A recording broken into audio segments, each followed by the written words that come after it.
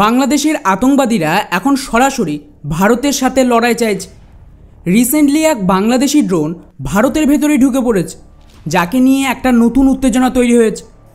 ওদিকে এর মাঝেই পাল্টা ভারত রেডি করে ফেলেছে এক বিশেষ ধরনের এআই যুক্ত গান সিস্টেম, যাকে ব্যবহার করা হবে বাংলাদেশি অনুপ্রবেশকারীদের গুলি করে মারার জন্য।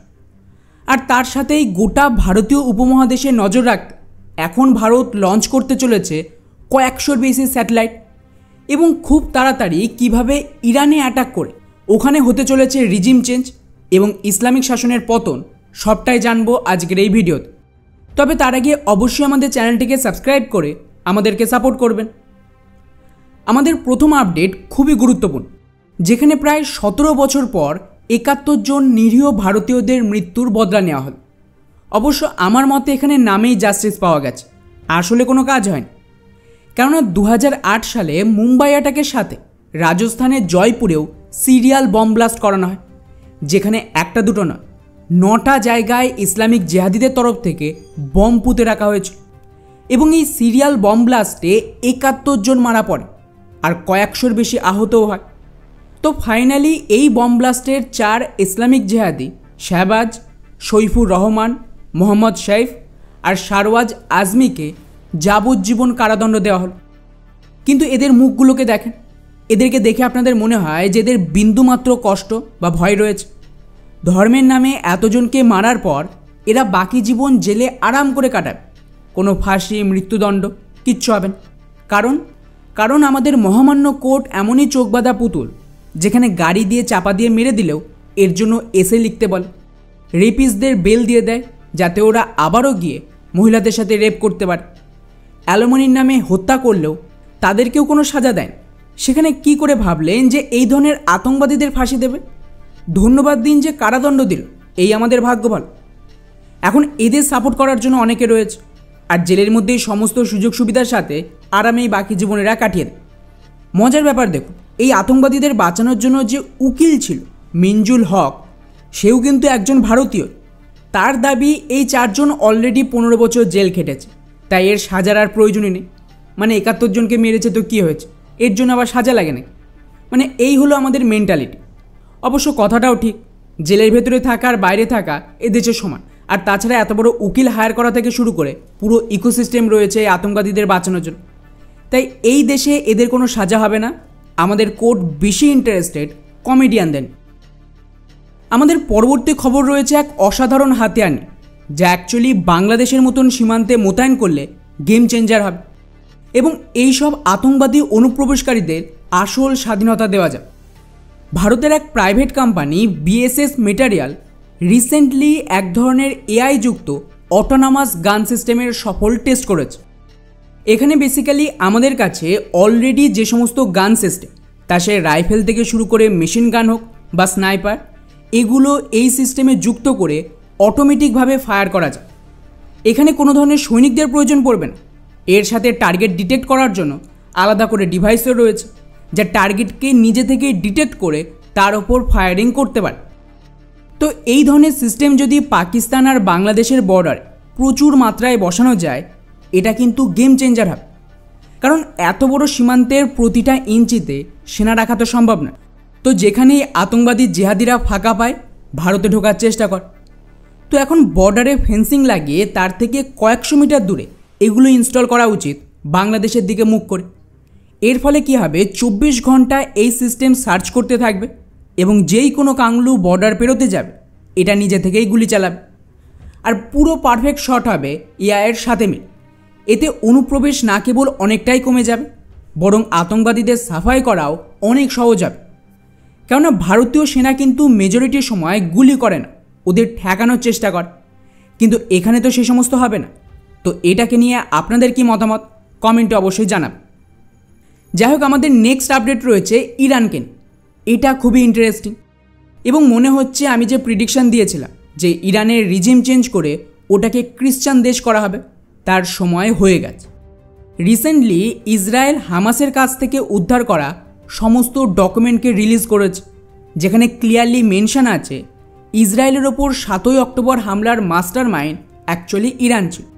হ্যাঁ, এটা জানে সবাই, কিন্তু অফিশিয়াল কোনো ডকুমেন্ট ছিল না। কিন্তু এখন সেটা প্রুফ হয়ে গেল। 2021 সাল থেকে এর প্ল্যান রেডি হয়, যেখানে হামাস এর জন্য ইরানের কাছে $500 মিলিয়ন, যেটা খরচ করা হয়েছিল 5000 জেহাদিকে রেডি করে ইসরায়েলের ভেতর অ্যাটাকের জন্য। আর কাকতালীয় ঘটনা দেখো, সেম টাইমে ট্রাম্প তো ঘোষণা করেই দিয়েছে যে ওরা ইরানে অ্যাটাক করবে যদি ইরানের সাথে নিউক্লিয়ারের ডিল না। আর এই ভয়েই এখন তড়িঘড়ি ইরান আমেরিকার সাথে কথাবার্তা শুরু করেছে যাতে নিউক্লিয়ার ডিল করে হামলা ঠেকানো যায়। কিন্তু যেমনটা আমি বলেছিলাম যে ইরানের রিজিম চেঞ্জ হবেই, কেউ ঠেকাতে পারবেন। আর ইরানের নতুন যে ব্যক্তি ক্ষমতায় আসবে তিনি হলেন এই শাহ পরিবারের, যারা ইসলামিক রেভলিউশনের আগে ইরানে রাজত্ব করত, মানে ওদের রাজ পরিবার। আর এই হলেন সেই ব্যক্তি যার নাম রেজা পেহলাভি। ইনি ইরানের ক্রাউন প্রিন্স। তো ওনাকে টুইটারে ফলো করুন বা ওনার ইউটিউব চ্যানেলে গিয়ে দেখুন। ওনার ব্যাপারে রিসার্চ করলেই বুঝতে পারবেন যে কী পরিমাণে আজকের দিনে ইরানের ভেতর ওনার জন্য সাপোর্ট তৈরি হয়েছে। আর এই ক্রাউন প্রিন্সকে ইসরায়েল এবং আমেরিকা বহু বছর ধরে রেডি করছিল আবারও ইরানের ক্ষমতায় বসানোর জন্য। আর ইরানের ভেতর থেকে যেহেতু সাপোর্ট আসছে, উপরন্তু ওখানে ক্রিশ্চান রেভলিউশনও শুরু হয়েছে, যাতে আপনাদের ভিডিও বানিয়ে আপডেটও দিয়েছিলাম যে মেজরিটি মসজিদ বন্ধ হয়ে গেছে, প্রায় 50,000-এর কাছাকাছি, যেটা ইরান নিজে স্বীকার করেছে। এছাড়াও 10 লাখের কাছাকাছি মানুষ ইসলাম ছেড়ে আবারও ক্রিশ্চানিটিতে কনভার্ট হয়েছে। তো খুব সম্ভবত যা হবে এবছরের মধ্যেই বা ম্যাক্সিমাম আগামী বছরে হবে, তার জন্যই গুটি সাজানো হচ্ছে। কারণ যে দেশে ইন্টারনাল সাপোর্ট আছে তাও আবার মাস লেভেল, মহিলাদের সাপোর্ট তো রয়েছে এনার জন্য। এবং এখন ইরানের একটা বিরাট বড় পুরুষ পপুলেশন, যারা ইয়াং জেনারেশন, তারা ইসলামিক রেভলিউশনের বিরুদ্ধে রিভল্ট করছে।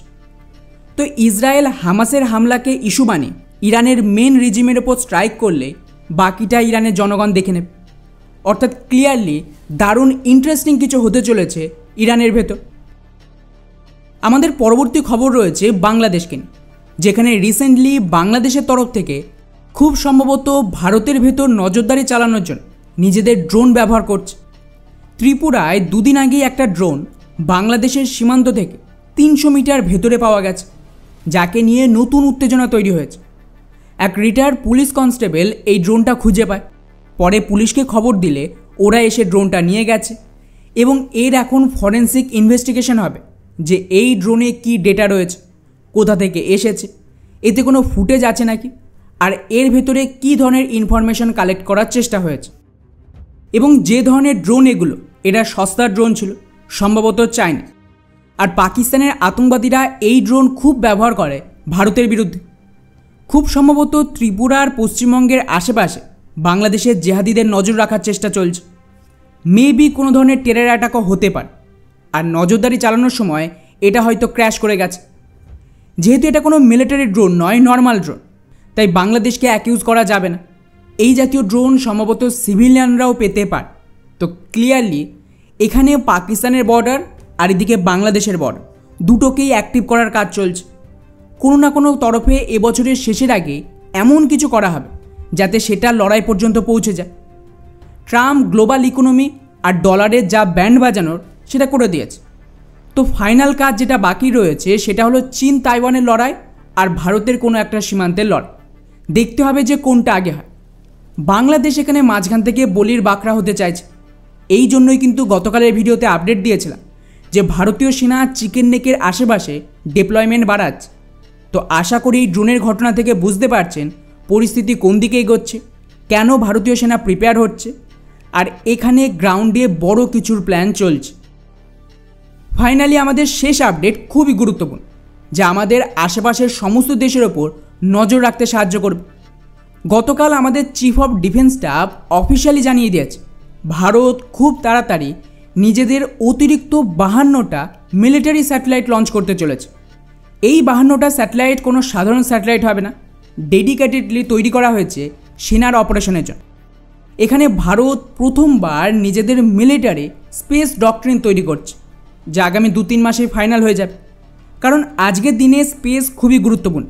আমাদের কাছে কেবলমাত্র 9টা মিলিটারি স্যাটেলাইট রয়েছে, যা পাকিস্তান, চায়নার, ভারতের সীমান্তের জন্য তো ঠিক আছে, কিন্তু যেমনটা আমি বহু ভিডিওতে বলেছি, এখন মাল্টিপোলার বিশ্বের আন্ডারে এই পুরো রিজিয়ান ভারতের কন্ট্রোলে থাকবে। তো আমাদের এত বড় রিজিয়ান, মানে সৌদি থেকে শুরু করে পুরো ভারতীয় উপমহাদ্বীপ মানে লাওস কম্বোডিয়া পর্যন্ত কন্ট্রোল করতে হবে। তো স্বাভাবিকভাবে 9টা মিলিটারি স্যাটেলাইট দিয়ে কিচ্ছু হবে। এই কারণেই ভারত এর সংখ্যা বাড়িয়ে আরও 52টা স্যাটেলাইট লঞ্চ করতে চাইছে। আর এটা কিন্তু প্রথম ফেজ, এরপর দ্বিতীয় ফেজ, তৃতীয় ফেজ, এইভাবে ফেজ ওয়াইজ এই সংখ্যা বাড়ানো হবে। ওদিকে আবার আমাদের নর্থ ইস্টের একটা গুরুত্বপূর্ণ রাজ্য আসামের মুখ্যমন্ত্রীও ইসরোর চিফের সাথে দেখা করে, যাতে আসাম নিজস্ব স্যাটেলাইট লঞ্চ করবে, যা বাংলাদেশের সীমান্তে অনুপ্রবেশ ঠেকাতে আর বাকি কাজে ব্যবহার হবে। মানে টু বি অনেস্ট, আসাম কিন্তু দারুণ কাজ করছে এই অনুপ্রবেশকারীদের বিরুদ্ধে। আর এই রিপোর্টটা দেখুন, ভারত এখন স্যাটেলাইটের সংখ্যায় চীন আর আমেরিকাকে ধরার চেষ্টা করছে, কারণ ডলারাইজেশনের জন্য যে কেওয়াস হবে তাতে চীন আর আমেরিকার ইকোনমি বাড়বে না, নিচে নামবে। দেখতেই পাচ্ছেন কীভাবে ট্রেড ওয়ার শুরু হয়ে গেছে। ভারত এখনও সাইলেন্ট আছে, তো ওরা খুব বেশি আপগ্রেড করতে পারবে না স্পেসে। আর এটাই আমাদের সুযোগ, যত বেশি সম্ভব স্যাটেলাইট লঞ্চ করে এই গ্যাপকে পূরণ করতে হবে। এছাড়াও আমাদের ইসরোর দাবি আগামী 5 বছরে ওরা মিনিমাম 100টা মিশন লঞ্চ করবে, অর্থাৎ বছরে 20টা করে রকেট তো লঞ্চ হবে। ফলে বুঝতেই পারছেন যে এর মধ্যে কত স্যাটেলাইট পাঠানো সম্ভব তা ধারণার বাইরে।